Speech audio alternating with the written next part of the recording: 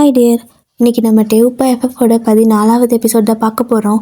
So last எபிசோடில் இதோட முடிச்சிருப்போன்னு பார்த்தீங்கன்னா, நீங்கள் வந்துட்டு பால் வாங்க போயிருந்திருப்பீங்க. அந்த டைமில் அப்போ ஒருத்தவங்க கிட்ட வந்து பிரச்சனை பண்ணியிருந்திருப்பான். ஸோ நீங்கள் பார்த்தீங்கன்னா சரிப்பா கழட்டி அடிச்சிருப்பீங்க. அதுக்கப்புறம் பார்த்தா அவன் ஒரு பொறுக்கி போலீஸ்ன்னு தெரிய வந்திருக்கும். நல்ல போலீஸ் இருக்காங்க, பட் இவன் கொஞ்சம் அப்படிப்பட்ட போலீஸு. ஸோ இவன் பார்த்தீங்கன்னா உங்களை ஸ்டேஷனுக்கு கூப்பிட்டு போயிருப்பான். அதுவும் இல்லாமல் 2 ஆப்ஷன் தரேன். ஒன்று, நீ இந்த ஸ்டேஷனில் இங்கே இரு, உன் மேலே கண்ட கேஸை போட்டு உள்ளே தள்ளிடுவேன், மானம் போயிடும், மரியாதை போயிடும், குடும்பம் போயிடும், புருஷன் போயிடுவான்னு சொல்லியிருப்பான். இன்னொரு ஆப்ஷன் பார்த்தீங்கன்னா என் கூட என் வீட்டுக்கு வா, நான் வந்துட்டு அவ்வளோதானே விட்டுறேன், எந்த பிரச்சனையும் இருக்காது, உன்னை மன்னிச்சு விட்டுறேன் அப்படிங்கிற மாதிரி சொல்லியிருப்பான். ஸோ அப்போ பார்த்தீங்கன்னா டே வந்துட்டு போலீஸ் ஸ்டேஷனில் போயிட்டு ஜின் தான் போலீஸாக இருப்பார். அங்கே கம்ப்ளைண்ட் பண்ணிவிட்டு அங்கேருந்து உங்களை பார்க்கறதுக்காக ஸ்டேஷனுக்கு வந்துட்டுருப்பாரு. அப்போது இங்கே போலீஸ் ஸ்டேஷனில் நீங்கள் கடுப்பாயிட்டு அவனை பார்த்தீங்க அப்படின்னா திட்டிருப்பீங்க. ஸோ அவனுக்கு கோவம் வந்துச்சு, அப்படியே உங்களை அடிக்கிறதுக்காக கை வாங்கியிருப்பான். அதோடு நிறுத்தியிருப்போம். இப்போ அதுக்கு அடுத்து என்னாச்சு அப்படிங்கிறத இந்த வீடியோவில் பார்க்கலாம். பட் அதுக்கு முன்னாடி வீடியோக்கு லைக் பண்ணிக்கோங்க. முக்கியமாக விமி எஃப்எஃப் சேனலையும் கொஞ்சம் சப்ஸ்கிரைப் பண்ணிக்கோங்க டியர். ஓகேவா? சரி, ஓகே. உங்களுக்கு ஒன் ஷாட் ஏதாவது பார்க்க பிடிக்கும் அப்படின்னா என்னோடய இன்னொரு சேனலில் வந்துட்டு ஒன் ஷாட்டில் டெய்லியும் அப்லோட் ஆகிட்டுருக்கு, போட்டுட்ருக்கேன். ஸோ உங்களுக்கு பார்க்க பிடிக்கும்னா அதையும் கூட செக் பண்ணி பாருங்கள். லிங்க் பார்த்தீங்கன்னா இந்த சேனலில் கொடுக்குறேன், அந்த சேனலோட லிங்க். ஓகேவா? சரி, ஓகே. கண்டுபிடிக்கவங்க ஸ்டடிக்குள்ளே போகலாம். இப்போ பார்த்தீங்கன்னா அவன் தான் அப்படியே கோவத்தில் உங்களை அடிக்கிறதுக்காக கையை ஓங்குறான். நீங்கள் பார்த்தீங்கன்னா பயந்து போயிருப்பீங்க. பட் இருந்தாலுமே அவன் ஓங்கின கை விடலாம் இல்லை, பல்லான்னு அடிச்சிட்டான். ஸோ நீங்கள் அப்படியே காரணத்தில் கையை வச்சுட்டு அப்படியே அழுதுட்டு நிற்கிறீங்க. சொல்லப்போனால் அந்த போலீஸ் ஸ்டேஷனில் நிறைய பேர்த்த பிடிச்சி வச்சுருக்காங்கல்ல, அவங்களில் பாதி பேர் பார்த்தீங்கன்னா திருட்டு கேஸு, கஞ்சா கேஸு, பிக் பாக்கெட்டு அப்படி இப்படின்னு சொல்லிட்டு இப்படி தான் அந்த ஆளுங்க கூட பார்த்தீங்கன்னா சார் இப்படி ஒரு பொம்பளை பிள்ளை மேலே கையை வைக்காதீங்க அப்படிங்கிற மாதிரி சொல்கிறாங்க. ஆனால் இந்த போலீஸ்காரனுக்கு பார்த்தீங்கன்னா செம கோவம் வந்திருக்கும் அவனுங்க அப்படி பேசவும். எனக்கு சொல்கிறதுக்கு நீங்கள் யாருடா அப்படின்னு சொல்லிட்டு அவனுங்களையும் பார்த்தீங்கன்னா பயங்கரமாக அடிக்கிறான். அதுவும் இல்லாமல் எட்டியெல்லாம் உதைப்பான். நீங்கள் அதெல்லாம் பார்த்து பயந்து போயிடுறீங்க. ஒரு மாதிரி கை காலம் நடுங்குது. அப்படியே பயந்து போயிட்டு ப்ளீஸ் அவங்கள விட்டுருங்க, அவங்களையும் அடிக்கிறீங்கன்னு நீங்கள் கேட்க இவனை பார்த்தீங்கன்னா பாரா என்ன, அவன் உனக்கு சப்போர்ட் போடுறான், நீ அவனுக்கு சப்போர்ட் போடுற, என்ன நீங்கள் எல்லோரும் ஒரே கூட்டா என்ன, நீ அப்போ கஞ்சா கட்டுனியா இல்லை பிக் பாக்கெட்டா அப்படின்னு சொல்லிட்டு உங்கள் மேலே கையை வச்சு அப்படியே ஒரு மாதிரி கேட்டுகிட்டே இருக்க. உங்களுக்கு கோவம் வந்துருச்சு. அப்போ நீங்கள் அகைன் அவனை அடிக்கிறதுக்கு கையை ஓங்குவீங்க. ஆனால் நீங்கள் அடிக்கிறதுக்கு ரொம்ப யோசிக்கிறீங்க. அப்படியே கையை ஓங்கிட்டு அப்படியே நிற்கிறீங்க ஸ்டாப் ஆகிட்டு. பயமாக இருக்குது. ஏன்னா ஒரு தடவை அடித்ததுக்கு தான் இவ்வளோ தூரம் இழுத்துட்டு வந்திருக்கான். திருப்ப எதனாவது பண்ணி திருப்ப ஏதாவது பெரிய பிரச்சனை ஆகிட்டா என்ன பண்ணுறது? ஃபோன் கூட கையில் இல்லை டேக்கிட்ட சொல்கிறதுக்கு. அப்படியே பயந்து போயிட்டு கண்ணில் கலங்குது. ஸோ அப்படியே அழுகுறீங்க. ஆனால் கையை பார்த்தீங்கன்னா கீழே இறக்கவே இல்லை. கையை ஓங்கிட்டு அடிக்கிறதுக்கு தைரியம் இல்லாமல் அழுதுகிட்டு இருக்க. அப்போது பின்னாடி இருந்து ஒரு சத்தம், சும்மா கையை ஓங்கிட்டு இருந்தால் எப்படி, ஓங்கின கை கீழெல்லாம் வைக்கக்கூடாது, அடிக்காமல் அப்படின்னு சொல்லிட்டு ஒரு சத்தம் கேட்குது. நீங்களும் டக்குன்னு திரும்பி பார்க்குறீங்க. பார்த்தா ஜின் தான் அங்கே வந்திருப்பாரு. ஸோ அப்படியே உங்கள் பக்கத்தில் வந்து நின்றுட்டு என்ன கையை வாங்கிட்டு அப்படியே நிற்கிறா, அவ்வளோ தெரியுமா போலீஸ் மேலே அடிக்கிறதுக்கு, அது போலீஸ் மேலே கையை வைக்க போறியா அப்படின்னு கேட்க நீங்கள் இவரையும் பார்த்தீங்கன்னா தப்பாக புரிஞ்சுக்கிறீங்க. ஒரு மாதிரி பயந்து போயிட்டு எல்லாம் ஏன் இவ்வளோ கேவலமாக இருக்கீங்க அப்படின்னு சொல்லி கேட்க ஜின் பார்த்தீங்கன்னா ஒரு மாதிரி நக்கலாக சிரிச்சிட்டு ஆமாம், எல்லோரும் நல்லவங்களாக இருக்கணும்னு ஏதாவது எழுதியிருக்கா என்ன? சட்டம் ஏதாவது இருக்கா நல்லவனாவே தான் இருக்கணும்னு? இல்லை, ஏன்னா நல்லவங்க மட்டும்தான் இருக்கணும்னா கெட்டவங்க இந்த மாதிரி தப்பு பண்ணும்போது அவங்களுக்கான தண்டனை இது கொடுங்க அதை கொடுங்கன்ட்டு எதுக்கு சட்டத்தில் எழுதுகிறாங்க? ஸோ கண்டிப்பாக கெட்டவங்க இருக்க தான் செய்வாங்க அப்படிங்கிறாரு. நீங்கள் அவரை முறைக்கிறீங்க. அவ்வளோ கோவம் வருது, அழுகையும் வருது. ஆனாலும் பார்த்தீங்கன்னா கையை கீழே போடாமல் இன்னும் அப்படியே கையை தூக்கி வச்சுக்கிட்டே அப்படியே முறைச்சிட்டு அழுதுட்டு இருக்க. ஜின்னும் ஒரு மாதிரி சிரிச்சிட்டே எவ்வளோ நேரம் இப்படி கை வச்சுட்டே இருக்க போகிற, வலிக்கலையா அப்படின்னு கேட்குறாரு. அப்போ நீங்கள் அவர் பார்த்து முறைச்சிட்டே இருக்க. அப்போது அகைன் ஜின் என்ன சொன்னது புரியலையா, கையை வாங்கினா அடிக்காமல் இருக்கக்கூடாது, அடிச்சிடு அப்படிங்கிறாரு. அப்படின்னு நீங்கள் பார்க்குறீங்க. என்ன இல்லை, யார் அடிக்க வாங்கணும் அவங்கள்தான் அடிக்கணும், சீக்கிரம் நான் இங்கே நடந்த எதையும் பார்க்கல அப்படின்னு சொல்லிட்டு அந்த பக்கம் திரும்பி நிற்கிறாரு. அப்போ நீங்கள் பக்கத்தில் ஒரு கான்ஸ்டபிள் இருப்பாரா, ஒன்றும் புரியாமல் அவரை பார்க்க அவர் பார்த்தீங்கன்னா ஒரு மாதிரி கண்ணடிக்கிறாரு. ஸோ புரிஞ்சிருச்சு இவர் நல்லவர் தான் அப்படின்னு சொல்லிட்டு பார்த்துக்கலாம், நீ அடிக்கணும் அடிச்சிடு அப்படிங்கிற மாதிரி கண்ணடிக்கிறாரு அந்த கான்ஸ்டபிள். அப்போ நீங்கள் அப்படியே லைட்டாக ஒரு 2 ஸ்டெப் பேக்கில் வந்து அப்படியே ஜின்னோட காதுக்கிட்ட எனக்கு பயமாக இருக்குது சார், அவன் திருப்ப ஏதாவது பண்ணிட்டானா அப்படின்னு சொல்லி கேட்குறீங்க. அப்போ ஜின் சிரிச்சிட்டே அதான் நான் இருக்கல, அடிச்சிடு சீக்கிரம் அப்படிங்கிறாரு. ஸோ நீங்கள் அப்படின்னா இந்த பக்கம் திரும்புங்க, எனக்கு பயமாக இருக்குது அப்படிங்களா? சரி ஓகே அப்படின்னு சொல்லிட்டு அப்படியே திரும்பி நிற்கிறாரு. அவர் திரும்பி அப்படியே நின்று பார்க்கும்போது நீங்கள் பார்த்தீங்கன்னா அப்படியே கையை ஓங்கி பலார்னு கணத்தில் ஒரு 2 அடி கொடுத்துட்றீங்க. ஸோ அவனுக்கெல்லாம் செம்ம டென்ஷன் ஆயிடுச்சு. இங்கே ஜின் இருக்கிறதுனால அவன் அமைதியாக நிற்கிறான். இப்போது ஜின் பார்த்தீங்கன்னா என்ன அவ்வளோதான் கோவமா, இன்னும் பலமாக எதிர்பார்த்தேன் அப்படிங்கிறாரு. அப்போ நீங்கள் வேற என்ன பண்ணுறது அப்படின்னு கேட்க, காலில் செருப்பு இல்லையா என்ன அப்படின்னு கேட்குறாரு. சும்மா இருங்க சார், அதனால் வந்து வேணதான் இவ்வளவும் அப்படின்னு நீங்கள் சொல்லுவீங்களா? அப்போ ஜின் சிரிச்சிட்டே, அதானா இருக்கல்ல பார்த்துக்கிறேன், எடுத்து அடிக்கிறேன்னா அடிச்சிடு, ஒன் டைம் ஆஃபர்ப்பா அப்படிங்கிறாரு. அப்படியா அப்படின்னு நீங்கள் கேட்க, அப்படின்ட்டு கண்ணடிப்பார். ஸோ நீங்கள் அவர் சொன்ன அடுத்த செகண்டுக்கு டக்குன்னு செப்பலை கலட்டி அவனோட கன்னத்திலே பலார் பலார்னு மாற்றி மாற்றி அடிச்சிட்டு இருக்கிறீங்க. ஸோ அவனால் எதுவுமே பண்ண முடியல. ஜின் பார்த்தீங்கன்னா இவனை விட கொஞ்சம் உயர் அதிகாரி மாதிரி, ஓகேவா? ஸோ இருந்தாலும் இன்னொரு போலீஸு, அதனால அவனோட வாழை ஆட்ட முடியாதுன்ட்டு அப்படியே அமைதியாக நிற்கிறான், கையோடி மடக்கிட்டு நிற்கிறான். நீங்கள் போதும் போதுங்கிற அளவுக்கு அடித்து முடிச்சதுக்கப்புறமா ஜின்னும் போதும் போதும் அவ்வளோதான் வாழ்ந்த பக்கம் அப்படிங்கிறாரு. போதுமா சார் அப்படின்னு நீங்கள் கேட்க, அப்படிம்பாரு. போதுமா அப்படின்னு கேட்குறீங்க. போதும் சாமி வா நான் பார்த்துக்கிறேன் அப்படின்ட்டு உங்களை அவருக்கு பின்னாடி நிற்க வச்சுக்க அவன் பார்த்தீங்கன்னா உங்களை முறைக்கிறான். நீங்கள் பயந்துட்டு ஜின்னுக்கு பின்னாடி போய் நின்றுக்கிறீங்க. அப்போது ஜின்னும் என்ன பயமாக இருக்குதா இப்போது அப்படின்னு கேட்குறாரு. ஆமாம் சார். சார் ப்ளீஸ் ஒரே ஒரு நிமிஷம் ஃபோன் மட்டும் தரீங்களா, என்னோடய ஹஸ்பண்ட்க்கு மட்டும் கால் பண்ணி நான் சொல்லிடுறேன் அப்படின்னு சொல்ல, அப்போ ஜின்னும் ஏய் பேக்கு, உன் ஹஸ்பண்ட் சொல்லி தான் நானே இங்கே வந்தேன், கம்ப்ளைண்ட் கொடுத்துருக்காங்க, நான் பார்த்துக்கிறேன், எனக்கு தெரிஞ்ச நேரம் வந்திருக்கணும், ஏன் இன்னும் இவங்க இங்கே வராமல் இருக்காங்கன்னு தெரியலையே, சரி ஓகே பார்த்துக்கலாம், நீ நில்லு அப்படின்னு சொல்லிட்டு, ஆமாம் இந்த ஸ்டேஷனில் என்ன நடக்குது அப்படின்னு சொல்லிட்டு அந்த போலீஸை பார்த்து கேட்க, அவன் பார்த்தீங்கன்னா இவ்வளோ நேரம் நீங்கள் பார்த்துட்டு தானே சார் இருந்தீங்க, ஒரு பொண்ணு ஒரு போலீஸை பார்த்து எப்படி அடிச்சிட்ருக்கா, செருப்பை கழட்டி அடிச்சிட்ருக்கா, நீங்கள் தானே எடுத்து அடிக்க வேற சொல்கிறீங்க, என்ன நடந்துச்சு எது நடந்துச்சுன்னு தெரியாதா உங்களுக்கு, எதுவுமே தெரிஞ்சுக்காம ஒரு பொண்ணுன்னு சொன்னதுமே உடனே அவன் மேலே தப்பே இல்லை எங்கள் மேலே தப்புங்கிற மாதிரி நீங்கள் இந்த மாதிரி பண்ணிட்டு இருக்கிறீங்க, உங்களுக்கெல்லாம் யார் வேலை கொடுத்தா அப்படின்னு கேட்குறான். அப்போது ஜின்னும் உங்கள் அப்பா அப்படிம்பாரா, சார் அப்படின்னு சொல்லிட்டு அவன் கூப்பிட, சார் தான், பின்ன யார் வேலை கொடுத்தானா, உங்கள் அப்பனா கொடுப்பான், கவர்மெண்ட் தான் கொடுத்துச்சு, அதெல்லாம் ஒழுங்காக இருக்கிறவங்களுக்கு கவர்மெண்ட் நல்லா பார்த்து பொறுக்கி கொடுக்கும், ஆனால் உன்ன மாதிரி தருதலைக்கு எப்படி கொடுத்துன்னு தான் எனக்கும் தெரியல, சரி ஓகே நீ கிளம்பு அப்படிங்கிறாரு. எங்கே அப்படின்னு கேட்குறான். மாமியார் வீட்டுக்கு கிளம்புடா அப்படின்னு சொல்லவும், நான் ஒரு போலீஸ், நான் ஒரு இன்ஸ்பெக்டர் அப்படிங்கிறான். அப்போ நாங்கள்லாம் யார், கிளம்பு, உன் மேலே கம்ப்ளைண்ட் வந்திருக்கு, ஸோ நானும் கண் கூட பார்த்துட்டேன், அதுவும் இல்லாமல் அப்படின்னு சொல்கிறாரு. அப்போது இவனும் என் மேலே என்ன கம்ப்ளைண்ட்டு அப்படின்னு கேட்குறான். நீ காலங்காத்தால இந்த பொண்ணுக்கிட்ட தப்பாக நடந்துக்கிட்டு இந்த பொண்ணை நீ அப்யூஸ் பண்ண ட்ரை பண்ணியிருக்க, அதனால உன் மேலே கம்ப்ளைண்ட் வந்திருக்கு அப்படின்னு சொல்லுவாரா. அப்போ அவனும் அதுக்கு ப்ரூஃப் இருக்கா, யார் சாட்சி அப்படின்னு கேட்குறான் தேனாவெட்டா. அப்போது அந்த இடத்துல பார்த்தீங்கன்னா அந்த பெரியவர் இருக்கார்ல, அவர் தான் நான் தான் அப்படின்னு சொல்லிட்டு வந்து நிற்கிறாரு. அப்போ ஜின்னும் திரும்பி பார்க்க, நீங்களும் திரும்பி பார்க்க, பின்னாடியே வந்துட்டு டேவும் வருவார். அவரை பார்த்தது ஓடி போயிட்டு பயத்தில் கட்டி பிடிச்சிக்கிறீங்க. அவரும் மைண்ட் உனக்கு ஒன்றும் இல்லைல்ல, எது பிரச்சனையா, ஒன்றும் இல்லைல்ல, நல்லா இருக்கல்ல அப்படின்னு கேட்குறாரு. நீங்கள் அப்படியாவது கட்டி பிடிச்சிட்டு அண்ணாந்து பார்த்து எப்படி உங்களுக்கு தெரியும் அப்படின்னு கேட்குறீங்க.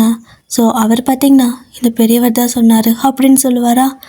இல்லை நான் காணாமல் போனேன்னு மொத்தத்தில் எப்படி தெரியும், ஏன் தேடினீங்க அப்படின்னு கேட்குறீங்க.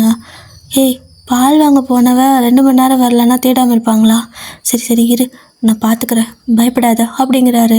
நீங்கள் அப்படியே டேவோட கையை கெட்டியமாக பிடிச்சி நின்றுக்கிறீங்க. ஜின்னு அப்படியே திரும்பி பார்க்குறாரு. நீங்கள் டேவோட கையை டைட்டாக பிடிச்சிட்டு நிற்கிறத, இன்னும் கொஞ்சம் டைட்டாக பிடிச்சிக்கோ, இல்லைனா நாங்களே ஒன்று பிரிச்சுருவோம் பாரு, விடுமா அவர் என்ன ஓடியா போயிட போகிறான் அப்படிங்கிறாரு. அப்போ நீங்களும் பயமாக இருக்குது சார் அப்படின்னு சொல்வீங்களா. இவ்வளோ நேரம் என்ன பயம் இல்லாமல் நின்றுருந்தேன், புருஷனை பார்த்ததும் உடனே உங்களுக்கு பாசம் பயம் எங்கே இருந்தால் வருமோ, கையை விடு என்ன மாதிரியே சிங்கிளாக இருக்கிறவங்களோட வயிற்றுச்சலை கொட்டிக்காதீங்க அப்படின்னு சொல்லிட்டு சிரிக்கிறாரு. ஸோ நீங்கள் அப்படியே லைட்டாக சிரிக்கிறீங்க. ஜின்னு இப்படி சிரிச்சுட்டு பேச நீங்களும் சிரிக்க, டே பார்த்தீங்கன்னா என்னடி கூலாக சிரிக்கிற, நான் பயந்து பீதியில் வந்தேன் தெரியுமா அப்படிங்கிறாரு. அப்போ நீங்கள் நானும் அப்படி தான் இருந்தேம்மா, இவர் வந்ததுக்கப்புறம் தான் எனக்கு கொஞ்சம் நிம்மதியே, இவர் தான் வந்து காப்பாற்றினாரு, இல்லைனா இன்றைக்கி மட்டும் அவன் என்னை அடிச்சிருந்தான் செத்துருப்பேன் அப்படிங்கிறீங்க. ஆனாலும் பார்த்தீங்கன்னா கன்னத்தில் அரை விழுந்துச்சுல்ல, ஸோ அடிச்சிருப்பான். உங்களோட கணத்தில் அவனோட கை அப்படியே பதிஞ்சிருக்கு. கணத்தில் என்ன அப்படின்னு சொல்லி கேட்குறாரு. அடிச்சிட்டான் அப்படிங்கிறீங்க. அப்போது டேக்கெல்லாம் கடுப்பாயிடுச்சு. ஏய் எப்படா நீ அவன் கை வைப்பேன்னு சொல்லிட்டு அப்படியே எகிரிட்டு வர. ஜின்னா கொஞ்சம் அமைதியாக இருங்க, நான் பார்த்துக்கிறேன் அப்படிங்கிறாரு. அவன் எப்படி சார் என் ஒய்ஃபை கை வைக்கலாம் அப்படின்னு சொல்லிட்டு டீ கேட்க, உன் ஒய்ஃப் மட்டும் என்ன சும்மா விட்டாளா, செருப்பை கழட்டி அடிச்சிருக்கா, கொஞ்சம் சும்மா இருக்கீங்களா அப்படின்னு சொல்லிட்டு ஜின் சொன்னதுக்கப்புறம் தான் அப்படியே உங்களை திரும்பி பார்க்குறாரு. நீங்கள் அப்படியே தலையை குடிஞ்சுக்க, அடங்கா பிடாரி, கொஞ்சமாவது அடங்குறியாடி அப்படிங்கிறாரு. நீங்களும் நானும் பண்ணுறது, அவன் கை பிடிக்கிறான், நீ பிடிச்சாலே உன்னை தள்ளி விடுவேன், அவன் பிடிக்கிறான், அதான் செருப்பை கழட்டி அடிச்சிட்டேன், அதுக்கு போய் போலீஸ் ஸ்டேஷன் கூப்பிட்டு வந்துட்டான் அப்படிங்கிறீங்க. ஸோ டேவும் சரி சரி இரு பார்த்துக்கலாம் அப்படின்னு சொல்லிட்டு அப்படி நிற்க வச்சிருக்காரு. அப்போது அந்த போலீஸ்காரன் பார்த்தீங்கன்னா ஜின்கிட்ட, இந்த பிச்சைக்காரன் சொல்கிறத கேட்டு இதை ஒரு கம்ப்ளைண்ட்டாக எடுத்துகிட்டு இதை ஒரு சாட்சியாக வச்சுட்டு என்னையே அரெஸ்ட் பண்ண போகிறீங்களா அப்படின்னு கேட்குறான். திமுறாக கேட்குறான். அப்போது ஜின்னும், ஆமாம், ஏன் அவர் என்ன மனுஷன் இல்லையா, உனக்கு என்ன, சாட்சி தானே கேட்ட, அவர் சாட்சி சொல்லிட்டாரு, எழுதியும் கொடுத்துட்டாங்க, கையெழுத்து போட்டு கொடுத்துட்டாங்க அப்படின்னு சொல்லிக்கிட்டு இருக்க, ஒருத்தன் பார்த்தீங்கன்னா இந்த ஹோட்டல் கடைக்கார பையன் போல், சார் பிரியாணி ரெடி அப்படின்னு சொல்லிட்டு காலங்காத்தால பிரியாணி கொண்டு வந்து கொடுக்க, அப்போ ஜின் பார்த்துட்டு யாருக்குடா அப்படின்னு கேட்க, இது என்னடா அது புதுசாக ஒரு சாரா, உங்களுக்கு பிரியாணி கொண்டு வரவா சார், ஸ்பெஷலாக காலங்காத்தால பண்ணியிருக்கோம் அப்படிங்கிறான். அப்போ ஜின்னும் இது யாருக்கு அப்படின்னு கேட்க, நம்ம இன்ஸ்பெக்டருக்கு அப்படிமானா. அப்போ ஜின்னா அவனை பார்த்துட்டு, இதை அந்த பெரியவருக்கு கொடு அப்படின்னு சொல்ல, காசு அப்படிங்கிறான். நான் கொடுக்குற குட்ரா அப்படின்னு சொல்லுவாரா. இந்தாப்பா சாப்பிட்டுக்க பெரியவரே அப்படின்னு சொல்லிட்டு அந்த பையனும் சாப்பாடை கொடுக்க, அவரும் அதை வாங்கிட்டு ரொம்ப நன்றி தம்பி அப்படின்னு சொல்கிறாரு.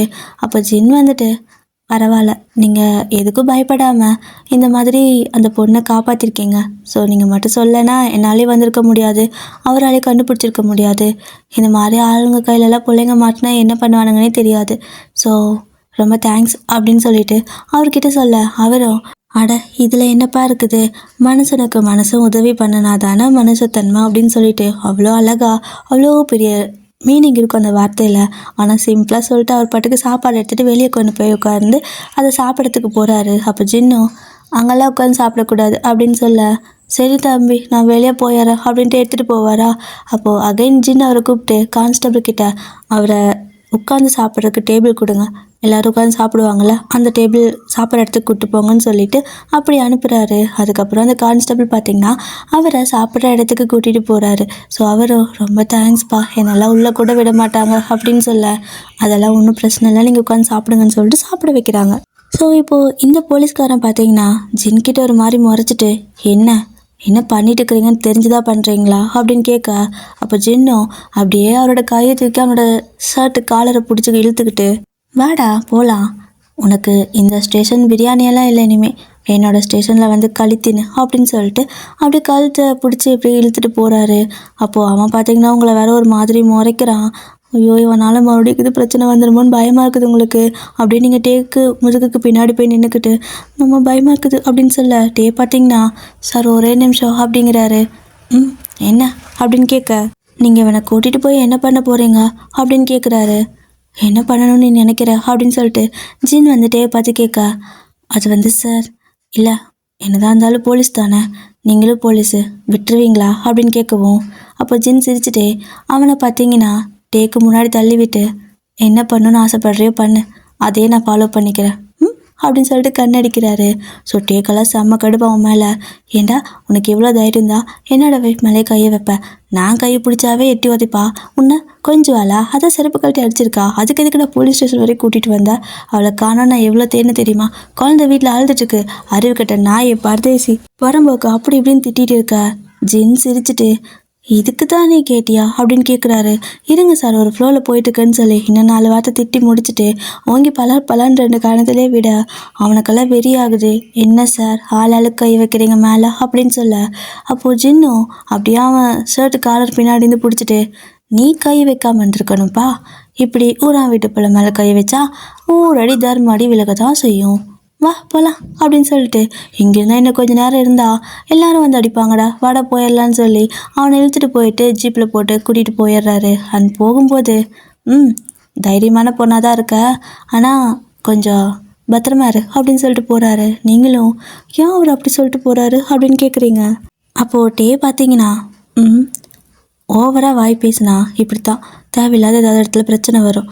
எல்லா இடத்துலையும் உன் தைரியம் வேலைக்கு ஆகாது சரியா? உன்னை நான் எத்தனை பேர்த்துக்கிட்ட தேடி அலைஞ்சு தெரியுமா, ஒருத்தங்க கூட வாயை திறக்கல. அந்த பெரியவர் மட்டும் சொல்லனா இன்னைக்கு உன்னை என்னால் கண்டே பிடிச்சிருக்க முடியாது அப்படிங்கிறாரு. அப்போ நீங்கள் அந்த பெரியவர் எங்க அப்படின்னு சொல்லி கேட்க, அப்போது அந்த கான்ஸ்டபிள் வந்துட்டு அவர் சாப்பிட்டு இருக்கார் பாப்பா அப்படின்னு சொல்லுவாரா. அண்ணா நான் போய் பார்க்கட்டா அப்படின்னு சொல்லி கேட்குறீங்க. நீங்கள் அண்ணான்னு அந்த கான்ஸ்டபிளை கூப்பிடுவோம், சார்னு கூப்பிட்டுருக்கலாம் தான், பட் அண்ணான்னு கூப்பிடுவோம். அட வா இதில் என்ன போய் பாரு உன்னோட ஸ்டேஷன் அப்படின்னு சொல்லிட்டு கூப்பிட்டு போகிறாங்க. அப்போ இருந்துட்டு இந்த ஆம்பளைங்க மட்டும்தான்டா பிள்ளைங்க அண்ணான்னு கூப்பிட்டாலும் வலிஞ்சு போயிடுறானுங்க, மாமான்னு கூப்பிட்டாலும் வலிஞ்சு போயிடுறானுங்க, எப்படி கூப்பிட்டாலும் பிள்ளைங்க கூப்பிட்டா போதும் அப்படின்னு சொல்லிட்டு உங்களை கூட்டிகிட்டு போக இப்போ அந்த தாத்தா சாப்பிட்ருப்பார் இல்லையா, அங்கே தான் அந்த இடத்துக்கு கூட்டி போகிறாங்க. அங்கே போயிட்டு நீங்கள் பார்க்கும்போது அவர் ரொம்ப பசியில் இருந்திருப்பார் போல். அந்த சாப்பாடு ரொம்ப ஃபாஸ்ட்டாக சாப்பிட்ருக்காரு, விற்கிக்கிட்டே இருக்குது. அப்போது நீங்கள் தான் பக்கத்தில் தண்ணி இருக்கும், ஸோ தண்ணி பிடிச்சி கொண்டு போய் அங்கே டம்ளரில் வைக்கிறீங்க. நீங்களும் டேவாக அவருக்கு முன்னாடி போய் உட்காந்துக்க. அவர் அதை கண்டுக்கவே இல்லை. சாப்பாடு கிடச்சது போதும்னு சொல்லிட்டு ரொம்ப ஃபாஸ்ட்டாக சாப்பிட்டே இருக்காரு. பார்க்கறதுக்கு ஒரு மாதிரி இருக்குது. அப்போ டேவும் அவர் சாப்பிட்டு முடிக்கட்டும், ஏன் இப்படி பார்த்துட்டே இருக்க அப்படின்னு கேட்குறாரு. இல்லை கொஞ்சம் நேரம் அப்படின்னு சொல்லுவீங்களா, சரி ஓகேன்னு சொல்லிட்டு அவரும் ஃபாஸ்ட்டாக சாப்பிட்டே இருக்காரு, நீங்களும் அவரை பார்த்துட்டே இருக்கீங்க. டேவும் வந்துட்டு எனக்கே ஒரு மாதிரி இருக்குடி, அவர் சாப்பிட்டுண்டி திருப்தியாக சாப்பிட விடு அப்படின்னு சொல்லவும், அவர் சாப்பிட்டோம், அவர் இப்படி சாப்பிட்றது தான் கடைசி டைம், நான் பார்த்துக்கிறேன் அப்படின்னு சொல்லுவீங்களா. என்ன அப்படின்னு கேட்குறாரு. ஒன்றும் இல்லை அவர் சாப்பிட்டோம் அப்படின்னு சொல்லிட்டு சாப்பிட்டு முடிக்க வரைக்கும் வெயிட் பண்ணுறீங்க. அந்த பெரியவரும் பார்த்தீங்கன்னா நல்லா வயிறு முழுக்க சாப்பிட்டாரு. ஸோ சாப்பிட்டு முடிச்சதுக்கப்புறமா பெரிய ஒரு ஏப்பமாக விட நீங்கள் இருக்குன்னு பயந்துருவீங்க. டே பார்த்தீங்கன்னா உங்களை பார்த்து சிரிக்கிறாரு. அப்போ தான் அந்த தாத்தாவும் உங்களை பார்க்க ஐயோயோ பயந்து போயிட்டீங்களா அப்படின்னு கேட்குறாரு. ஸோ நீங்கள் இல்லை தாத்தா அப்படிம்பீங்களா. அப்போ டேவும் போதுமா என்ன ஏதாவது வாங்கி தரவா அப்படின்னு கேட்க, இல்லை அவ்வளோதான் எனக்கு வயிறு நிறைஞ்சு போச்சு, ரொம்ப சந்தோஷம்ப்பா, உன் பொண்டாட்டியை கண்டுபிடிச்சி கொடுத்தா என் வயிறு நிறையும் சத்தியமாக நான் எதிர்பார்க்கவே இல்லை. நான் சாப்பிட்டு 1.5 வாரம் ஆகுது. பழைய சோறு கூட இப்போல்லாம் யாரும் போட மாட்டேங்கிறாங்க. இந்த ஃப்ரிட்ஜு வந்தால் பிடிச்சி அதுலேயே வச்சு அவங்களே சாப்பிட்டுக்கிறாங்க. பிச்சைக்காரங்களுக்கு பழைய சோறு போடக்கூட இந்த உலகத்தில் மிஷின் கண்டுபிடிச்சி வச்சுருக்காங்க, பழைய சோறு கூட போடக்கூடாதுன்னு அப்படின்னு சொல்லிட்டு ஃபீல் பண்ணி சொல்ல, அப்போ டேந்துட்டு நீங்கள் ஏன் இப்படி தனியாக இருக்கீங்க அப்படின்னு கேட்க, அப்போ அவரும் ஏன்னா என் தலையெழுத்து, என்னால் வேலைக்கெல்லாம் போக முடியல, நான் இந்த நிலமையில இருக்கும்போது அவன் எனக்கு வேலை கொடுக்குறான், அதனால வேலை கிடைக்கல, வேலை கிடைக்காதனால பசி இருக்காதா என்ன, பசிச்சுது பிச்சை எடுக்க ஆரம்பித்தேன். ஒரு நாள் வயிற்று கழுவலான்னா ஒரு வீட்டில் பிச்சை எடுத்தேன், ஆனால் வேலை இல்லைனாலும் சோறு கிடைக்குதுன்னு சொல்லிட்டு அப்படியே பழகிடுச்சு, அப்படியே ஒரு 10 வருஷத்தை ஓட்டிட்டேன் அப்படின்னு ஈஸியாக சொல்கிறாரு. ஸோ உங்களுக்கு அதை பார்க்குறதுக்கு ரொம்பவே கஷ்டமாக இருக்குது. அவர் அப்படி ஈஸியாக சொல்லிடுறாரு, அவர் வருத்தப்பட்டு சொல்லலை, அவர் பாட்டுக்கு கேஷுவலாக சொல்கிறாரு. ஆனால் உங்களுக்கு அது ஹர்ட் ஆகுது. அமைதியாக நீங்கள் அவர் அது மாதிரி கண் கலங்கி பார்த்துட்டே இருக்க, அப்போ டேவும் ஐயா நீங்கள் வேணா என் கூட வரீங்களா அப்படின்னு கேட்க, அப்போ அவரும் ஆமாம் நீ தானே என்னை கூட்டிகிட்டு வந்த, நீ தான் கொண்டு போய் நாங்கள் விடணும், அப்போ தானே நான் போக முடியும், பஸ்ஸு பிடிச்சி போகிறதுக்கு காசுலாம் நடந்து போகிறதுக்கு காலில் தெம்பில்லைப்பா அப்படிம்பாரு. அப்போ டேவும் சிரிச்சுட்டு நான் அப்படி சொல்லலை, எங்கள் கூட வரீங்களாண்ணா, எங்கள் கூடவே வந்துடுறீங்களான்னு கேட்குறேன் அப்படிங்கிறாரு. கூடவேனா அப்படின்னு சொல்லிட்டு அவர் கேட்க, கூடவேனா எங்கள் கூடயே இருந்துக்கிறீங்களா அப்படின்னு கேட்பாரு. பிரியாவா அப்படின்னு சொல்லிட்டு அவர் கேட்க, ஆமாம், இல்லை வாடகைக்கு இது தரீங்களா அப்படின்னு சொல்லிட்டு டே கேட்பாரா. வாடகை கொடுக்கறதுக்கு ஏது என்கிட்ட காசு அப்படின்ட்டு அந்த பெரியவர் சொல்கிறாரு. ஸோ டேவோ நீங்கள் எதுவுமே கொடுக்க வேணாம், எங்கள் கூட எங்கள் வீட்டிலே வந்து இருந்துக்கிறீங்களா அப்படின்னு மறுபடியும் கேட்க, அதெல்லாம் வேலைக்கு ஆகாது, உங்கள் வீட்டில் ஏதாவது வேலை இருந்தால் கூட இருந்துக்கிறேன், நானும் 10 வருஷமாக எவன்கிட்ட வேலை கேட்டு கொடுக்கவே இல்லை, எவனுமே வேலை கொடுக்கல, அதனால் எனக்கு ஒரு மாதிரி இருக்குது, நீ ஏதாவது வேலை இருந்தால் கொடு, தோட்டத்தில் இது வேலை இருந்துச்சுன்னா நான் வேலை பண்ணிக்கிட்டு இருந்துக்கிறேன், ஆனால் வீட்டுக்குள்ளெல்லாம் வரமாட்டேன், எனக்கு தனியாக ஒரு சின்ன குடிசை மாதிரி போட்டு கொடுக்கணும் அப்படின்னு கேட்குறாரு.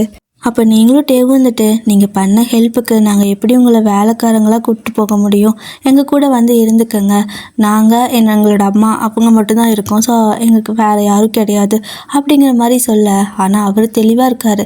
இங்கே பாருப்பா உங்களோட கண்டிஷனுக்கெல்லாம் ஒத்துக்கணும்னா நீ என்னோட கண்டிஷனுக்கு ஒத்துக்கணும். வேலை வேணும், வேலை இருந்தால் சொல்லு, இல்லைன்னா நீ இப்படியே விட்டு நான் நடந்து போயிடுறேன் அப்படின்னு சொல்லிட்டு எந்திரிச்சு போக பார்க்க, அப்போ டேவு கை பிடிச்சிட்டு, சரி வாட்ச்மேன் வேலை பார்க்குறீங்களா, ஏன்னா எங்கள் வீட்டில் தோட்டம்லாம் இல்லை அப்படிங்கிறாரு. ஆ, வாட்ச்மேன் வேலையா, காசு தருவீங்களா அப்படின்னு கேட்க, எவ்வளோ வேணால் தரேன், நீங்கள் எங்கள் கூட வந்துடுங்க, இப்படி தனியாக இருக்காதீங்க அப்படின்னு சொல்லிட்டு அங்கேருந்து கூட்டிகிட்டு போக, இப்போ நீங்கள் அவர் அப்புறம் டேன்னு சொல்லிட்டு 3 பேரும் ஒன்றா சேர்ந்து காரில் போகிறீங்க. அப்போ அந்த பெரியவரும் பார்த்தீங்கன்னா காரில் உட்காந்துட்டு, பாரு தம்பி, நான்லாம் சத்தியமாக நினச்சி கூட பார்க்கல, உன் பொண்டாட்டியை கண்டுபிடிச்சதுக்கா என்னை நீ இப்படி தத்தெடுத்து கூட்டிகிட்டு போகிற அப்படின்னு கேட்க, அப்போ டேவும், உங்களுக்கு தெரியாதுங்க ஐயா, ஒரு வேளை நீங்கள் மட்டும் சொல்லலைன்னா அவளை நான் உயிரோட கூட பார்த்துருக்க முடியுமான்னு தெரியல. அவள் வாய் மட்டும் தான் ஓவராக பேசுவா, ஆனால் ஒன்றத்துக்கு உதவ மாட்டா. இன்னைக்கு மட்டும் அவளை காணோன்னு தேடி நான் பட்ட பாடு எனக்கு மட்டும்தான் தெரியும். நீங்கள் 12 பேர் உதவி சின்னதெல்லாம் கிடையாது, ரொம்ப பெரிய ஹெல்ப்பு, என்றைக்குமே மறக்க மாட்டோம் அப்படின்னு சொல்கிறாரு. ஸோ அவருக்கு பார்த்தீங்கன்னா ரொம்ப ஹாப்பியாக இருக்குது. எங்கே ஒரு வாய் சாப்பாடு வாங்கி கொடுத்துட்டு போயிடுவீங்கன்னு தான் நினச்சேன், ஆனால் இப்படி மொத்தமாக கூப்பிட்டு போகிறேன்னு சொல்லியெல்லாம் நினச்சி கூட பார்க்கல அப்படின்னு சொல்லிட்டு சந்தோஷமாக உங்கள் கூட வராரு. ஸோ நீங்கள் டே அந்த பெரியவர்னு சொல்லிட்டு 3 பேரும் ஒன்றா அந்த காரில் வந்துட்டு போயிட்டு இருக்கிறீங்க வீட்டுக்கு. ஓகே டியா, ஸோ இப்போதைக்கு இதோட இந்த எஃப்எஃப் முடிச்சுக்கிறேன். இதுக்கு அடுத்து என்னாச்சு அப்படிங்கிறத நம்ம அடுத்த வீடியோவில் பார்க்கலாம். பட் அதுக்கு முன்னாடி மறக்காமல் வீடியோக்கு லைக் பண்ணிக்கோங்க, அப்புறம் சேனலையும் சப்ஸ்கிரைப் பண்ணிக்கோங்க டியர், ஓகேவா? சரி, ஓகே. ஆக்சுவலாக நான் என்ன சொல்லணும்னு நினச்சேன்னா, இந்த சாப்பாடெலாம் கொடுக்குறாங்கல்ல, ஸோ சாப்பாடு கொடுத்தா எல்லாத்துக்கும் ஒரே மாதிரி மரியாதையாக கொடுக்கணும். நான் சும்மா தானே சோறு கொடுக்குறேன், நீ வெளில போய் உட்காந்து சாப்பிடு, குப்பை ஓரமாக உட்காந்து சாப்பிடுன்னு சொல்கிறதுக்கெல்லாம் எந்த மனுஷனுக்கும் ரைட்ஸே இல்லை. அவன் எவ்வளோ பெரிய பணக்காரனாக இருந்தாலும் அவனுக்கு ரைட்ஸ் இல்லை. ஒரு இடத்துல சாப்பாடு போட்டுட்ருக்காங்கன்னா அந்த இடத்துல யார் வந்தாலும் சாப்பாடு போடணும். கோவிலில் அன்னதானம்னு சொல்லுவாங்க, ஆனால் ஆக்சுவலாக இல்லாதப்பட்டவங்களுக்காக தான் கோவில் அன்னதானங்கிறதே கொண்டு வந்தாங்கன்னு நான் நினச்சிட்ருக்கேன். ஆனால் பார்த்தீங்கன்னா எல்லா கோவில்லையும் அது ஃபேராக நடக்குதானா? இல்லை. எப்படின்னா கூப்பிடுவாங்க, அதாவது கோவிலுக்கு நம்ம நார்மலாக போகிறோன்னு வைங்களேன், இப்போது நம்மளாம் போனோன்னா சாமி கும்பிட்டு ஆக்சுவலாக நம்மளுக்கு நம்ம வீட்டில் சாப்பாடு இருக்கும், வேணால் கடையில் கூட வாங்கி சாப்பிட்லாம். ஆனால் கோவில் அன்னதானம் அப்படிங்கிற பேரில் நம்ம சாப்பிட்ணுன்னு நினைக்கிறோம். அது ஒரு சிலர் நினைக்கிறதுல தப்பு இல்லை, கோவில் பிரசாதம்னு. ஆனால் எப்படி தெரியுமா, நம்ம கோவிலில் போயிட்டு சாப்பிட்றோம்ல, அந்த சாப்பாடு நம்மளோடது கிடையாது டியர். இல்லாதப்பட்டவங்க பசியோடு இருக்கிறவங்களோட சாப்பாட்டை நம்ம பிடுங்கி சாப்பிட்ற மாதிரி எனக்கு என்னமோ அப்படி தான் தோணும். ஏன்னா வீட்டில் சாப்பாடு இருக்குது, வந்தால் சாப்பிட்டு போகலாம். கோவில் பிரசாதம்னா திண்ணீர் கொடுத்தாங்கன்னா போதும், கொஞ்சோண்டு பொங்கல் ஒரு கில்லு எடுத்து கொடுத்தாங்கன்னா அதுவே கோவில் பிரசாதம் தானே. ஒரு பருக்க கொடுத்தாலும் கோவில் பிரசாதம் தான், ஒரு குண்டா நிறைய கொடுத்தாலும் கோவில் பிரசாதம் தான். ஏன்னா இப்போ நம்ம போயிட்டு அந்த சாப்பாடு சாப்பிட்டுட்டோன்னு வைங்களேன், வெளியே காத்துட்ருப்பாங்க அந்த சாப்பாடு, இத்தனைக்கு கோவிலுக்குள்ளே கூட விடாமல் அவங்கள வெளியவே தான் நிற்க வச்சுருப்பாங்க. அதுவும் கொதிக்கிற சாப்பாடா, அவங்க ஏதாவது பாத்திரம் வச்சுருந்தா தான் உண்டு. பாத்திரம் இல்லாதவங்களுக்கு வெறும் இலையில கொதிக்க அப்படியே அது குழம்பு எல்லாத்தையும் அப்படியே ஒரு மாதிரி எல்லாம் ஒன்றா மண்ணா ஊற்றி அப்படியே அவங்க கையில் கீழே சிந்தியும் சிந்தாமையும் அந்த ஒரு பேருக்கு சாப்பாட்டுக்கு எவ்வளோ கஷ்டப்படுறாங்க.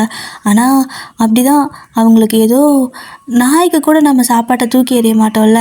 சாப்பாடு நம்ம அழகாக ஒரு இலையிலையோ இல்லை ஒரு கல் மேலேயோ, சுத்தமாக இருந்தால் அந்த கல் மேலே இல்லையா ஒரு இலையில ஒரு கவர் விரிச்சாவது சாப்பாடு வைப்போம். ஆனால் மனுஷங்க இன்னொரு மனுஷங்களுக்கு சாப்பாட்டை தூக்கி எறியறது அசிங்கமாக இருக்கும். ஆனால் அதை பண்ணுறாங்க, அதுவும் கோவிலில். ஏன்னா அவங்கெல்லாம் இல்லாதப்பட்டவங்க, ஸோ அதனால் அவங்களுக்கு தூக்கி வீசுறது. நம்ம எல்லாம் கோவிலுக்கு போகிறோம் அப்படின்னா வலியங்கமாக கூப்பிட்டு வந்து உட்காந்து சாப்பிடுங்கன்னு சொல்லிட்டு அப்படி தான் ஒரு தடவை கோவிலில் பார்த்தீங்கன்னா கூப்பிட்டு கோவிலுக்கு போயிருந்தப்போ சாப்பிடுங்கன்னு வலுக்கட்டாயப்படுத்தி, நான் கோவிலில் மோஸ்ட்லி சாப்பிடவே மாட்டேன், ரீசன் இது தான். ஆனால் ரொம்ப கட்டாயப்படுத்தி சாப்பிட சொன்னாங்க. சரி, ஓகே, கோவிலில் செஞ்சுருக்காங்க, இங்கே ஜாஸ்தி க்ரௌடும் இல்லை, எல்லாத்துக்கும் சரியாக போயிடும் தான் நினச்சேன்.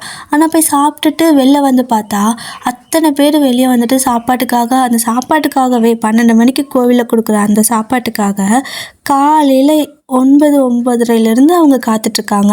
அந்த சாப்பாட்டு கொடுப்பாங்களா, கொடுக்க மாட்டாங்களா, இருக்குமா, தீந்துருமா, இல்லை அவங்களுக்கே சரியாக போயிடுமான்ட்டு அவங்க அந்த சோறு கையில் வந்து அவங்களுக்கு கிடைக்கிறதுக்குள்ள அத்தனை அவங்களோட மனசு எப்படி இருக்கும், பசி இருக்கும்ல, பசியெல்லாம் அவ்வளோ சீக்கிரம் எப்படி சொல்கிறது, சாப்பாடு கிடைக்காதவனுக்கு தான் அதோட பசியோட கொடுமை அருமை எல்லாமே தெரியும். அவங்க அவ்வளோ பதட்டப்பட்டு அவ்வளோ ஒரு மாதிரி கிடைக்குமா கிடைக்காதா, இத்தனை பேர் சாப்பிட்ருக்காங்களே அப்படிங்கிற மாதிரியெல்லாம் நினைப்பாங்கள்ல, அவங்களோட சாப்பாட்டை பிடுங்கி சாப்பிட்ற மாதிரி ஃபீல் ஆகும் டியர். அதனால் இது எனக்கு சரியா தப்பான்னா தெரியல, சொல்லணும்னு தோணுது. என்னென்னா, உங்களுக்கு வீட்டில் சாப்பாடு இருக்குதுன்னு வைங்களேன், நீங்கள் கோவிலில் மோஸ்ட்லி சாப்பிட்றத கொஞ்சம் அவாய்ட் பண்ணிக்கோங்க. அப்புறம் சாப்பாடு வேஸ்ட் பண்ணாதீங்க. இல்லை உங்ககிட்ட காசு இருக்குதுன்னா கூட நீங்கள் கடையில் கூட சாப்பிட்டுக்கோங்க. ஏன்னா அந்த கோவிலில் ஒரு சில கோவிலில் போடுற சாப்பாடெல்லாம் பார்த்திங்கன்னா அதுக்காக அதுதான் அவங்களுக்கு சாப்பாடே. மதியம் கோவிலில் சாப்பாடு போடுறாங்கல்ல, அதுதான் அந்த ஜனங்க அந்த கொஞ்சம் பேர்த்துக்கு சாப்பாடே. நாள் முழுக்க அந்த சாப்பாடு தான் அவங்களுக்கு. ஒரு நேரம் தான் சாப்பிடுவாங்க. கோவிலில் ஒன்று 3 நேரம் விருந்து போட மாட்டாங்க, மதியம் சாப்பாடு மட்டும்தான். அதனால் நான் சொல்கிறது தப்பான்னு தெரியல, பட் ஒரு வேளை தப்பாக இருந்தாலும் மன்னிச்சுக்கோங்க. உங்ககிட்ட பணம் இருக்குதுண்ணா, உங்கள் வீட்டில் சாப்பாடு இருக்குது அப்படின்னா கோவிலில் கொடுக்குற சாப்பாடை யாருக்காவது கொடுத்துருங்க டியர். சாப்பாடு இல்லாமல் இருக்காங்கள்ல, அவங்களுக்கு சாப்பிட்டுட்டு போகட்டும்னு விட்டுருங்களேன். ஏன்னா நம்ம வீட்டுக்கு போனால் சாப்பாடு இருக்கும், ஆனால் அவங்களுக்கு வீடே இருக்காது. அதனால தான் சொல்கிறேன். அப்புறம் ஒரு தடவை எங்கள் ரிலேட்டிவ் பார்த்திங்கன்னா கோவிலில் அந்த கெடா வெட்டுவாங்கள்ல, ஸோ அந்த மாதிரி கெடா வெட்டுக்கு கூப்பிட்ருந்தாங்க. ஸோ நாங்களும் போயிருந்தோம். அப்போ பார்த்திங்கன்னா டேபிளெல்லாம் போட்டு சாப்பாடெல்லாம் போட்டுட்ருந்தாங்க. அந்த கோவிலில் பார்த்திங்கன்னா ஒரே ஒரு தாத்தா, ஓகேவா, ஒரே ஒரு தாத்தா சாப்பாட்டுக்காக 2 மணி நேரம் வெயிட் பண்ணார். வர அத்தனை பேர்த்தையும் கூப்பிட்டு கறி சாப்பாடு இவங்க போடுறாங்க. ஆனால் அந்த தாத்தா எத்தனை சாப்பிட போகிறாரு? ஒரு ஒரு ஒரு 2 கரண்டி, அதிகபட்சம் பசியோட தான் 4 கரண்டி சாப்பாடு, அவ்வளோதானே சாப்பிடுவார். அவர் அவ்வளோ மெலிஞ்சு போயிட்டு சாப்பாடு இல்லாமல் அப்படி கிடக்குறாரு. அந்த மாதிரி மனுஷங்களை பார்க்க வச்சுட்டு நம்ம சொந்தக்காரங்களை கூப்பிட்டு கறி விருந்து போட்டால் மட்டும் என்ன பிரயோஜனம்? அது கோவிலில் அந்த கடவுள் என்ன உங்களுக்கு புண்ணியமாக கொடுக்க, உங்களுக்கு இல்லை அவங்களுக்கு என்ன புண்ணியமாக கொடுக்க போகுது? ஸோ அப்படி தான் பண்ணுறாங்க டியர். நிறைய பேர் அப்படி தான் பண்ணுறாங்க.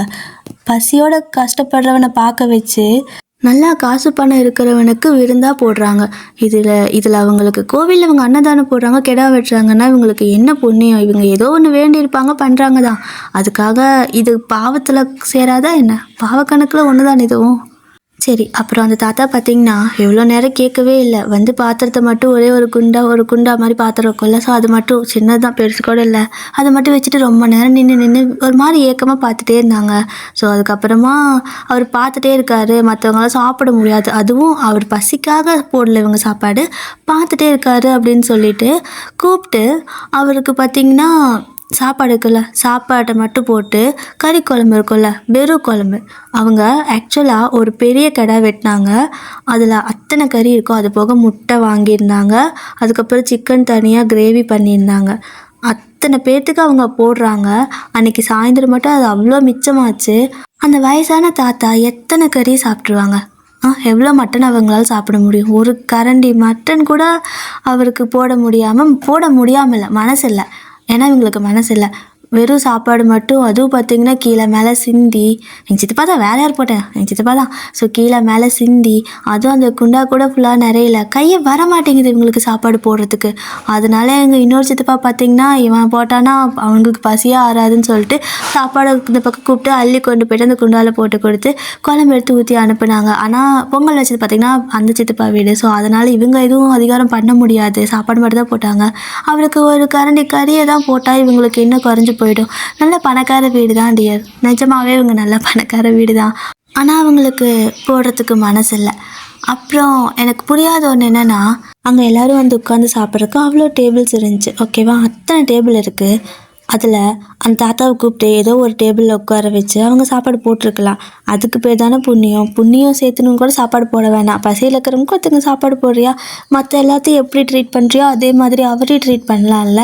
ஆனால் இவங்க பார்த்திங்கன்னா அந்த குண்டாவில் போட்டு கொடுத்து தனியாக அங்கே போய் அந்த பக்கம் தூரமாக போய் உட்காந்து சாப்பிடு அப்படின்னு சொல்கிறாங்க. எப்படி உங்களுக்கு இந்த வார்த்தை வாயில் வருதுன்னு தெரியல. அது தப்பு இல்லையா? இவங்க நிறையா காசு வச்சுருக்காங்க, இவங்க சொசைட்டியில் நல்ல இடத்துல இருக்காங்கங்கிறதுக்காக இந்த மாதிரி இவங்களுக்கெல்லாம் பேசுகிறது யார் ரைட்ஸ் கொடுத்தான்னு தெரியல. அப்புறம் இன்னொன்று, எங்களோட கோவில் ஃபெஸ்டிவல் பார்த்திங்கன்னா கெடா வெட்டுவாங்க. ஸோ வருஷம் கெடா வெட்டுவாங்க, நிறையா கெடா வரும், ஓகேவா. அங்கேயும் அப்படியே தான் பார்த்திங்க அப்படின்னா எல்லோரும் வந்துட்டு கோவிலுக்கு வருவோம் போவாங்க, எல்லோரும் சொந்தக்காரங்க எல்லாருமே வருவாங்கள்ல, குலதெய்வ கோவில்னால் அந்த மாதிரி தான் வருவாங்க போவாங்க சாப்பிடுவாங்க தான்.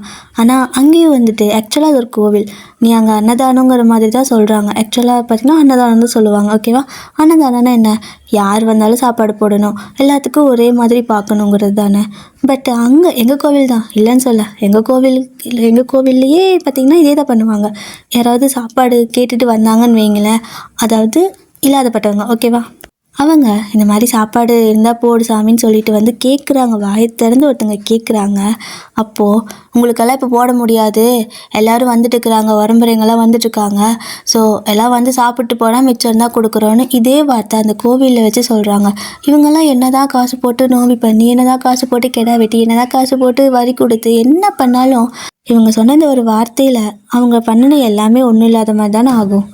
இல்லை நான் தான் தப்பாக புரிஞ்சுக்கிறேன்னு எனக்கு தெரியல டியர். சத்தியமாக இப்படி தான் பண்ணுறாங்க. நான்லாம் எங்கள் குலதெய்வ கோவிலுக்கு போகிறதே விட்டுட்டேன். எரிச்சலாக வரும் பார்க்குறதுக்கு. வரி மட்டும் பார்த்தீங்கன்னா ஒவ்வொரு வருஷம் ஒவ்வொரு மாதிரி கேட்பாங்க. 5000 2000 3000 ஒரு வருஷம், அதாவது எத்தனை பேர் ஃபேமிலி கொடுக்குறாங்கங்கிறத பொறுத்து அங்கே வரவு செலவு கணக்கெல்லாம் பார்த்து வரி கேட்பாங்க. 5000 வரைக்கும் வரி கேட்பாங்க. 5000 கொடுத்து நம்ம போயிட்டு ஒரு வேளை சாப்பாடு தாங்க சாப்பிட்றோம். ஆனால் அதுலேயே பார்த்தீங்க அப்படின்னா எப்படின்னா வர யாருக்குமே இவங்க இப்படியே சாப்பாடு போட மாட்டாங்க. லைக் சொந்தக்காரங்களுக்கு மட்டும்தான், உறமுறைங்களுக்கு மட்டும்தான் போடுவாங்க. யாராவது இல்லாதப்பட்டவங்க சாப்பாடு கேட்டு வந்தால் அது இலையெல்லாம் தூக்கி போடுறாங்கல்ல, அந்த ஓரத்துக்கு அந்த சைடு பக்கத்தில் போயிட்டு குப்பை போடுற இடத்துக்கு பக்கத்தில் உட்கார வச்சு சாப்பாடு போடுறது, சாப்பாட்டை தூக்கி கொஞ்சோண்டு கொடுக்கறது. கறியை பார்த்திங்கன்னா கொடுக்கவே மாட்டாங்க, வெறும் குழம்பு மட்டும்தான் பார்த்திங்கன்னா கொடுப்பாங்க. அதுவும் மிச்சம் இருந்தால் தான் கொடுப்பாங்க. ஸோ யாராவது ரொம்ப பசிக்குது, அதுவும் ஒரு பாட்டி கேட்குறாங்க, வீட்டில் குழந்த இருக்குது சாமி, கொஞ்சோண்டு கறி இருந்தால் போட்டு கொடுன்னு சத்தியமாக இப்படி ஒரு குழந்தைக்காக கேட்குறாங்க. ஆனால் எங்கள் சொந்தக்காரங்க தான் அதெல்லாம் கொடுக்க முடியாது, வெறும் குழம்பு தான் கொடுப்போம், வேணா வாங்குங்க, இல்லைன்னா கிளம்புங்க, சாயந்தரம் மிச்சம் மீதி இருந்தால் கொடுக்குறோம், கறியெல்லாம் கொடுக்க முடியாதுங்கிறாங்க. அப்போ இவங்க யாருக்காக இதெல்லாம் பண்ணுறாங்க? இந்த கறின்ட்டு அலையிறாங்களே, இந்த கறியெல்லாம் இவங்க மட்டுமே தின்னு இவங்க என்ன 4 இன்ச்சு பெருத்து போகிறாங்களா? இவங்க சாப்பிட்றதுல ஒரு கால்வாசி அவங்களுக்கு கொடுத்தா இவங்க என்ன ஒரு சுற்று குறைஞ்சிருவாங்களா? ஒரு குழந்தைக்கு தானே கேட்குறாங்க, அதை கொடுக்கலாம்ல. ஆனால் ஏன் கொடுக்க மாட்டேங்கிறாங்க? அவ்வளோ கேவலமான சொசைட்டிக்குள்ளே தான் நம்ம இருக்கோம் டியர். நான் ஏன் இதை மெனக்கெட்டு சொல்லிகிட்ருக்கேன்னா எனக்கு தெரியும் மோஸ்ட்லி நீங்கள் சின்ன பசங்க வீடியோ பார்க்குறீங்கன்னு. அதனால் நான் இதை உங்களுக்கு தான் சொல்லணும்னு நினைக்கிறேன்.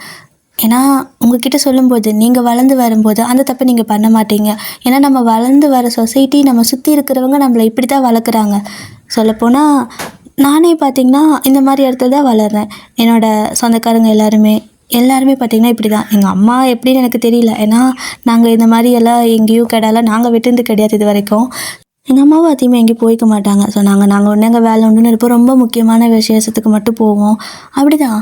ஆனால் என்னை சுற்றி இருக்கிற எல்லோரும் இப்படி தான் இருக்காங்க. இப்போ இவங்க பக்கத்தில் இருந்து வளர்கிற பொண்ணு நானும் இவங்கள மாதிரி தானே வளருவேன். அதாவது எனக்கு இந்த மாதிரி ஒரு தாட் இல்லை அப்படின்னு இருந்துச்சுன்னா, இவங்க சொல்கிறது தான் சரி அப்படின்னா, நான் பெரியவள் ஆனதுக்கப்புறமா இந்த மாதிரி நான் ஒரு ஃபெஸ்டிவல் விசேஷம் நடத்துகிறேன்னா அவங்க சொன்னால் அதே வார்த்தை நான் இல்லாதப்பட்டவங்ககிட்ட நானும் சொல்லுவேன். ஸோ இந்த மாதிரி சொசைட்டியில் தானே நம்ம வளர்கிறோம். யாரோ ஒருத்தங்க தெளிவாக இருந்தால் கூட போதில்ல டியர். அதான் சொல்கிறேன், உங்கள் ஃபேமிலியில் எல்லோரும் அப்படி இருக்க மாட்டாங்க. பட் ஏதாவது உங்களை சுற்றி இருக்கிறவங்க இந்த மாதிரி இருக்கலாம், என்ன வேணால் இருக்கலாம். ஆனால் நீங்கள் அந்த மாதிரி இருக்காதீங்க. யார் வேணால் எப்படி வேணால் இருந்துட்டு போட்டோம். சாப்பாடுங்கிறது, அன்னதானங்கிறது எல்லாத்துக்கும் பொது தான். ஸோ நல்லா ட்ரெஸ் பண்ணிட்டு போனால் நல்லா பக்கத்தில் உட்காந்து சாப்பிட்லாம். ட்ரெஸ் பண்ணாத மோசமாக இருந்தாங்கன்னா பக்கத்தில் உட்காரக்கூடாது, அப்படியெல்லாம் எதுவுமே கிடையாது. நாளை பின்ன நீங்கள் பெரிய பொண்ணு ஆகிட்டு, இல்லை இப்போ நீங்கள் பெரிய பொண்ணாகவே இருக்கிறவங்க பார்க்குறீங்கனாலும் சரி, உங்களுக்கு தெரியும். பட் நான் சின்ன பொண்ணுங்களுக்கு சொல்கிறேன் டியர். ஸோ நாளை பின்ன நீங்கள் ஏதாவது ஃபங்க்ஷன் வீட்டில் நடத்துகிறீங்க அப்படின்னா நீங்கள் இவங்க பண்ண மாதிரி, அதாவது என்னோடய ரிலேட்டிவ் பண்ண மாதிரி பண்ணாதீங்க. பண்ண மாட்டீங்கன்னு நம்பிக்கை இருக்குது. பட் இருந்தாலும் சொல்கிறேன், அந்த மாதிரி மட்டும் பண்ணிடாதீங்க. அது சொல்கிற இடத்துல இருக்கும்போது நம்மளுக்கு வலி இருக்காது. ஆனால் அதை கேட்டுட்டு இருக்காங்க பார்த்தீங்களா, அவங்களுக்கு அந்த இடத்துல எவ்வளோ வலிக்கும். சாப்பாடு வேணும்னு கேட்டு அதெல்லாம் கொடுக்க முடியாது, சாயந்தரம் போயிட்டு வான்னு சொன்னால் இதை விட எவ்வளோ சங்கடம். அது எதுக்காக இதெல்லாம் பண்ணணும்? எல்லாமே இந்த பசிக்கு தானே, அதுக்காக தானே சம்பாதிக்கிறோம், வயிற்றுக்கு தானே சம்பாதிக்கிறோம். ஆனால் இந்த மாதிரி ஒரு எல்லா நாளும் நம்ம போய்ட்டு எல்லாத்துக்கும் தானம் தர்மம் பண்ண முடியாது. ஏன்னா நம்மளும் அந்தளவுக்கு பணக்காரங்க கிடையாது தான். பட் இந்த மாதிரி கோவில் ஃபெஸ்டிவல் இந்த மாதிரி நம்ம வைக்கிறோன்னா கண்டிப்பாக நம்ம கையில் காசு இல்லாமலாவது பண்ண மாட்டோம். அப்படியே இருந்தாலும் ஒன்று சொல்கிறேன், சாப்பாட்டு விஷயத்தில் மட்டும் யாரையுமே கஷ்டப்படுத்திடாதீங்க டியர். ஏன்னா அது ரொம்ப வலிக்கும். பசிக்கு தான் சாப்பாடு கேட்குறாங்க. அதனால் அவங்க கேட்குறதே எவ்வளோ தன்மானத்தை விட்டு தான் அவங்க கேட்கணும். அது எல்லாத்தாலும் கேட்டுற முடியாது. பசிக்குது சாப்பாடு இருந்தால் கொடுங்கன்னு நம்ம சொந்தக்காரங்க வீட்டில் கூட போய் நம்ம கேட்க முடியாது. நம்ம என்ன தான் பணக்காரங்களாக இருந்தாலுமே, இல்லை எப்படி இருந்தாலுமே சொந்தக்காரங்க வீட்டில் கூட போயிட்டு பசிக்குது சாப்பாடு போடுங்க நம்மள கேட்க மாட்டோம். அவங்களா சாப்பாடு போட்டால் தான் நம்ம வந்துட்டு சாப்பிடுவோம், ஓகேவா? ஆனால் அதையும் தாண்டி ஒரு மனுஷன் இன்னொரு மனுஷங்கிட்ட பசிக்குதுன்னு சொல்லி கையேந்தி வரும்போது அதெல்லாம் கொடுக்க முடியாது, உனக்கு தர முடியாதுன்னு சொல்லாதீங்க. இல்லைன்னா கூட பரவாயில்ல. பட் இந்த மாதிரி விசேஷ டைமில் யாராவது வந்தாங்கன்னா எல்லாத்தையும் சமமாகவே பாருங்கள். உங்கள் சொந்தக்காரங்களுக்கு அது பிடிக்கலையா, இவன் ஏன் என் பக்கத்தில் உட்கார வச்சேன்னு பிடிக்காம பேசுகிறாங்களா, போய் தொலைட்டவங்க. அவங்களாம் நல்ல சோலே கிடையாது. அந்த மாதிரி நெகட்டிவான சோல் உங்களுக்கு தேவையே இல்லை. உங்களை சுற்றி இருக்கிற எல்லாத்தையும் முடிஞ்ச அளவுக்கு ஃபில்டர் பண்ணிக்கோங்க, நல்லவங்களாக ஃபில்டர் பண்ணிக்கோங்க. ஸோ இந்த மாதிரி விஷயங்கள் நம்ம ஏதாவது அதை யாரும் இதெல்லாம் டக்குன்னு பண்ணிட மாட்டாங்க.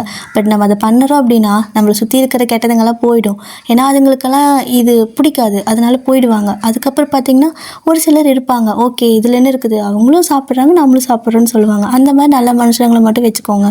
ஸோ மறுபடியும் சொல்கிறேன், என்றைக்குமே பார்த்திங்கன்னா சாப்பாட்டு விஷயத்தில் யாரையும் கஷ்டப்படுத்திடாதீங்க. உங்ககிட்ட இல்லைன்னா பரவாயில்ல, ஆனால் இருக்கும்போது அந்த மாதிரி பண்ணிடாதீங்க. இந்த மாதிரி விசேஷ டைம்லலாம் யாரையும் கஷ்டப்படுத்திடாதீங்க. ஏன்னா அது புண்ணியமே கிடையாது. என்னதான் நம்ம அவ்வளோ பணம் செலவு பண்ணி சாமிக்கு பண்ணுறோம், சாமிக்கு பண்ணனாலும் சாமி வந்து சாப்பிட போகிறதில்ல. நான்லாம் பார்த்திங்கன்னா கோவிலுக்கெல்லாம் போகிறதே விட்டுட்டேன். அதாவது எங்கள் கோவிலுக்கு போகிறத விட்டுட்டேன். ஏன்னா அங்கே வருஷம் இதே தான் நடக்குது. 2-3 வருஷம் நானும் பார்த்து சலிச்சு போயிட்டு கோவிலுக்கு போகிறதே விட்டுட்டேன். அவங்களுக்கு கொடுக்குற காசு, அந்த வரி காசு இருந்துச்சுன்னா அந்த காசில் நான் ஹோட்டலில் சாப்பாடு வாங்கினா கூட இல்லாதப்பட்டவங்களுக்கு நான் கொடுத்துட்டு போயிடுவேன். இவங்க கொண்டு போயிட்டு அத்தனை காசை கொடுத்துட்டு ஒரு நேரம் நான் சாப்பாடு சாப்பிட்டு இவங்க பண்ணுற பாவத்துக்கு நானும் சேர்ந்து பாதி வாங்கிட்டு என்னத்துக்குன்னு சொல்லிட்டு அதை அப்படியே விட்டுட்டேன் டியர். ஸோ கோயிலுக்கு போகாதீங்கன்னு சொல்ல, அப்படியே போனீங்கனாலும் உங்கள் வீட்டில் சாப்பாடு இருக்குது, உங்கள் கையில் காசு இருக்குது, நான் அந்த சாப்பாடை இல்லாதப்பட்டவங்களுக்காக நீங்கள் விட்டு கொடுத்தா தப்பில்லைன்னு தான் தோணுது. சரி, ஓகே டியர், அதான் சொல்லணும்னு நினச்சேன். ஓகே டியர், இந்த இவ்வளோ நேரம் பேசிகிட்டு இருந்த நேரம் நான் இன்னொரு எபிசோடே வந்துட்டு ரெக்கார்டிங் முடிச்சிருப்பேன். ஆனாலும் நான் ஏன் மெனக்கிட்டு இவ்வளோ நேரம் சொல்கிறேன்னா, நீங்கள் யாரோ ஒருத்தர் இதை வந்துட்டு ஃப்யூச்சரில் ஃபாலோ பண்ணிங்கன்னா கூட இவ்வளோ பெரிய விஷயம் தெரியுமா அது. ஸோ அதுக்காக தான் சொல்கிறேன், யாரோ ஒருத்தர் மாறினா கூட எனக்கு போதும். நம்மளோட பழைய கால ஆட்கள் மாதிரி ஒரு சில பேர் ரொம்ப நெகட்டிவ் பீப்புள். ஸோ அவங்கள மாதிரி மட்டும் யாரும் ஆகிடவே கூடாது அப்படிங்கிறதுக்காக தான் சொல்கிறேன். நான் இப்போ உங்களுக்கு சொன்ன எக்ஸாம்பிள் எல்லாம் பார்த்திங்கன்னா ஒன்றும் 60 வயசு 40 வயசு அப்படி ஆட்கள் எல்லாம் சத்தியமாக கிடையாது. நான் சொன்ன எல்லோரும் பார்த்திங்கன்னா ஒரு 30-35 இந்த மாதிரி பெரியவங்க தான், ஓகேவா. ஸோ அவங்களோட ஏஜெல்லாம் அந்த ரேஞ்சுக்குள்ளே தான் இருக்கும். ஒரு 50-70 வயசு பாட்டி தாத்தாலாம் அப்படி பண்ணலை.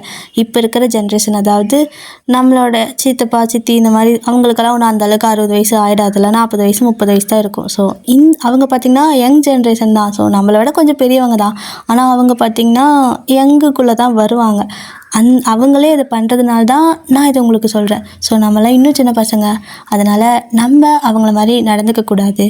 ஸோ இத்தனைக்கும் அவங்களாம் படித்தவங்க, ஓகேவா. அதனால தான் திரும்ப சொல்கிறேன். நான் ரொம்ப பேசிட்டேனாலும் என்னை மன்னிச்சிக்கோங்க. பட் அந்த மாதிரி சாப்பாட்டு விஷயத்தில் பண்ணிடாதீங்க, ஓகேவா. ஓகே டியர், டடா.